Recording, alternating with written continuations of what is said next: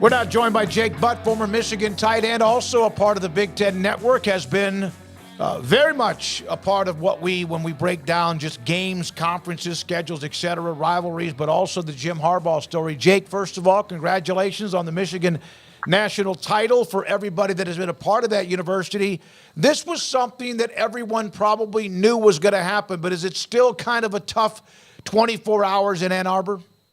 Well, I don't really know. I'm not in that camp where I thought that this was a foregone conclusion, to be honest with you. Okay. I don't understand. I do understand. I do understand how that could be the thought process, but I think that there was a much larger part of Coach Harbaugh that wanted to return to Ann Arbor and stay there than what some people assume. I think there's a big piece of Coach Harbaugh that wanted to find a way to make it work. I also think, obviously, there's a large piece of Coach Harbaugh that has the goal of being one of the very few coaches to win a college national championship and a Super Bowl, and that does play a factor. But I am not in the camp that Jim Harbaugh could not wait to get back to the NFL. I just don't think that's the full story here.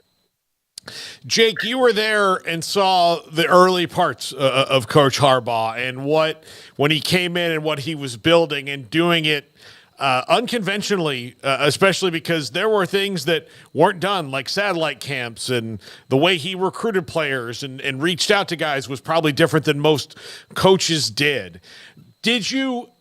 Where did you go? Like, did you think, like, man, this guy's kind of wild? Like, what was the early impressions of him from you? Because he is, I mean, to put it mildly, kind of an odd duck. Yeah, I mean, of course, he's a one-of-one guy. He's a unique guy. That's what everybody has known and said for years and years and years now. My first impressions were, wow, this is Coach Harbaugh, and I knew above all else, the foundational principle is at Michigan. We had goals of competing for conference championships. We had goals of having conference-wide and national level respect. And we were falling significantly short of that. We were 5-7 the year before he got there in 2014. We were 5-7. We weren't even thinking about conference titles, national titles at that point. We were so far away from it. So, when you see all that stuff, I'm just trying to paint the picture from our shoes as players. When you see him doing satellite camps and you see him pushing the envelope a little bit, all that, he was doing that at a time where, we were looking at how much was demanded of coaches. And there's Coach Harbaugh doing more. And he knew he had to recruit in the South. How is he going to recruit in the South? He knew he had to get creative. So there he is doing more and working hard. And I think, for us, he would say, listen, more is more. You want to get better at football, you practice more football. It's going to be challenging. So I'm just painting the picture. We were a team that was 5-7 and struggling. And the promise with Coach Harbaugh is if you trust in him and if you follow his lead, it'll lead to victory. It will lead to that respect. It will lead to, being competitive for conference championships and eventually compete for national titles. But our end of the bargain was to, follow Coach Harbaugh and to listen to him and do what he's suggesting we do. So when he's demanding a lot of us, when he's out there doing these satellite camps and all this stuff, that's an example of Coach Harbaugh walking the walk.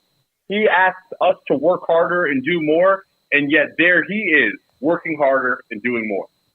So, Jake, obviously attention will turn to who the next guy will be to take over those big shoes, especially right off a national championship. Sharon Moore seems the logical candidate after filling in during Harbaugh's suspension, the amount of years he's been on staff there at Michigan.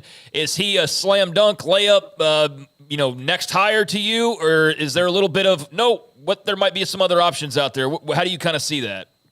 Yeah, I think the first thing is just the current state of college football. There's a premium on urgency. You can look at Alabama, for example. I think Kalen DeBoer was a slam dunk hire for Bama. And yet still, even though they turned that around quickly, they went from Saban to DeBoer very, very quickly. That roster was rated. Players transferred out. Quality players transferred out as well. And that's the state of college football. So when you are going through a coaching transition, you have got to move fast, particularly at this time of the year, after the season's concluded. So with that in mind, you could do interviews and you could sit across the desk and ask candidates questions.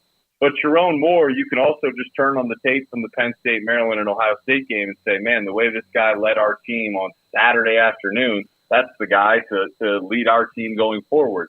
Of course, the context of this is it was a game day suspension for Jim Harbaugh.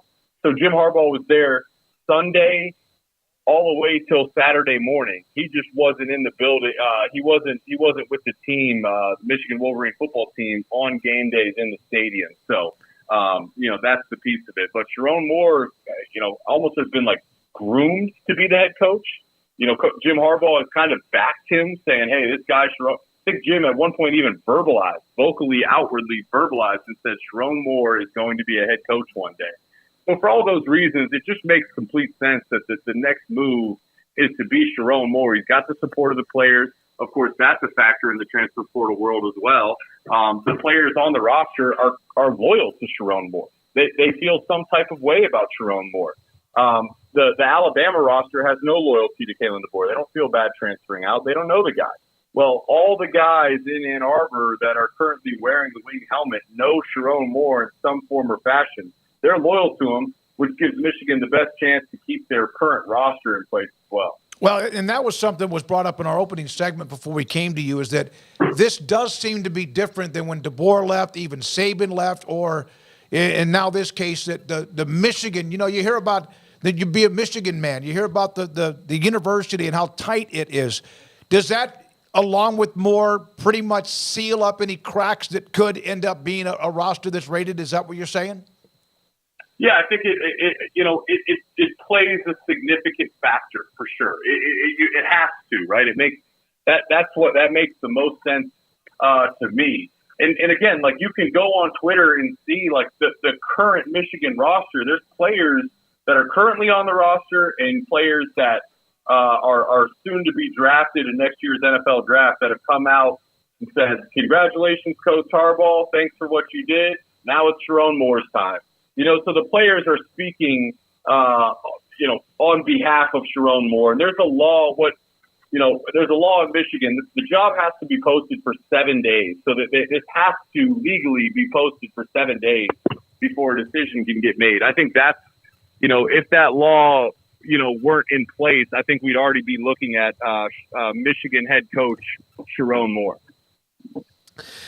Do you think that, obviously the goal of keeping the roster together is a huge thing about Sharon Moore. Do you think there would be any real attrition, though, of big-name guys, or just like a few here and there because, everybody's got them?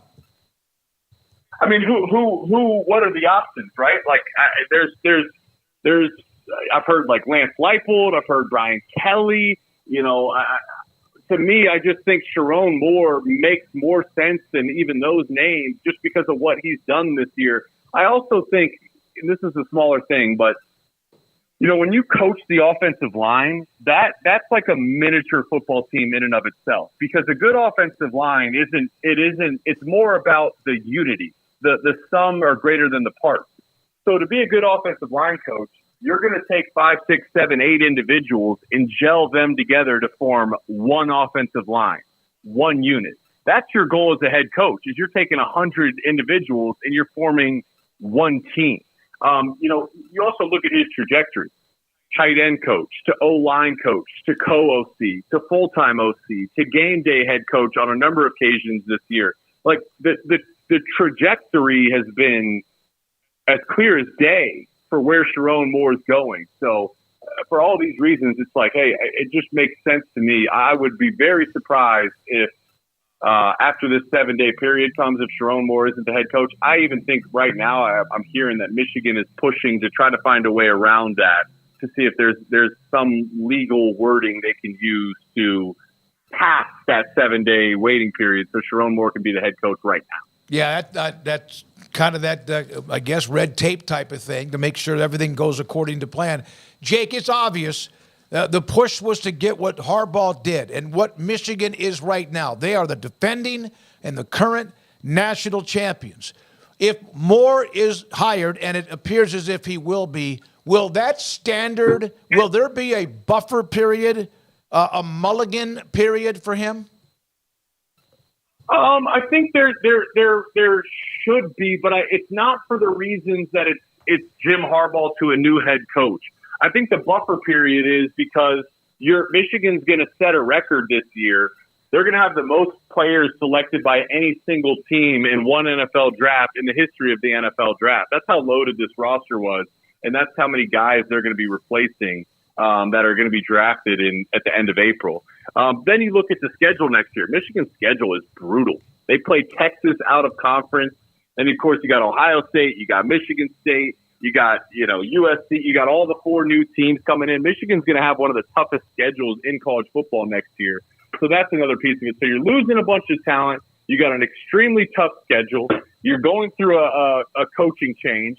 They'll probably have to replace their defensive coordinator because it sounds like Jesse Minter is going to follow Jim to the Chargers. I mean, that's a lot to replace, to expect, for Sharon Moore at his first time as a head coach. He's just going to have them competing for national titles right away. I won't doubt him. I don't think it's impossible, but I do think, because of those reasons, it may take some time.